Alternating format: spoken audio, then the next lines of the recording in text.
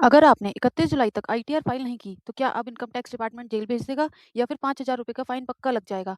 सच क्या है, चलिए सिर्फ 2 मिनट में समझते हैं। सबसे पहले एक बात क्लियर करो, आईटीआर की डेडलाइन मिस होना मतलब गेम ओवर नहीं है। आप अभी भी बिलेटेड रिटर्न फाइल कर सकते हो, लेकिन कुछ कंसिक्वेंसेस ज़रूर होते हैं। सबसे पहला, लेट फाइलिंग फ़ी। अगर आपकी टैक्सेबल इनकम 5 लाख रुपए से ज़्यादा है, तो मैक्सिमम 5,000 रुपए तक की लेट फ़ी लग सकती है, और अगर 5 लाख रुपए या उससे कम है, तो मैक्सिमम 1,000 रुपए तक। अब दूसरा पॉइंट, मान लो आपको और टैक्स देना बाकी था और डेडलाइन के बाद रिटर्न फाइल किया, तो सिर्फ लेट फी ही नहीं, हर महीने 1% इंटरेस्ट भी लग सकता है, जब तक टैक्स पे नहीं कर देते।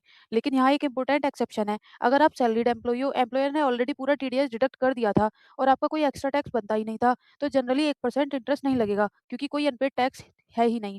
हाँ, लेट फाइलिंग फी और दूसरे कंसिक्वेंसेस फिर भी हो सकते हैं। अब तीसरा नुकसान, अगर आपको फ्यूचर में बिजनेस लॉस या कैपिटल लॉस एडजस्ट करना था, तो लेट फाइलिंग फी की वजह से उन लॉसेस को फ्यूचर ईयर्स में कैरी फॉरवर्ड करने का बेनिफिट जा सकता है। मतलब फ्यूचर में ज़्यादा टैक्स देना पड़ सकता है। और अगर गवर्नमेंट से रिफंड मिलना था, तो रिफंड तभी मिलेगा जब आप आईटीआर फाइल करोगे। जितनी लेट फाइलिंग उतना लेट रिफंड। और तो अगर डेडलाइन मिस हो गई है, पैनिक मत करो, लेकिन जितनी जल्दी हो सके बिलेटेड रिटर्न फाइल कर दो, क्योंकि हर दिन डिले का मतलब अननेसेसरी पेनल्टी, इंटरेस्ट और फ्यूचर टैक्स बेनिफिट्स का लॉस हो सकता है। और इन्फॉर्मेशन के लिए डिस्क्रिप्शन चेक कर लो और फॉलो कर लो, क्योंकि इस चैनल पर फाइनेंस को सिंपल लैंग्वेज में एक्सप्लेन किया जाता है।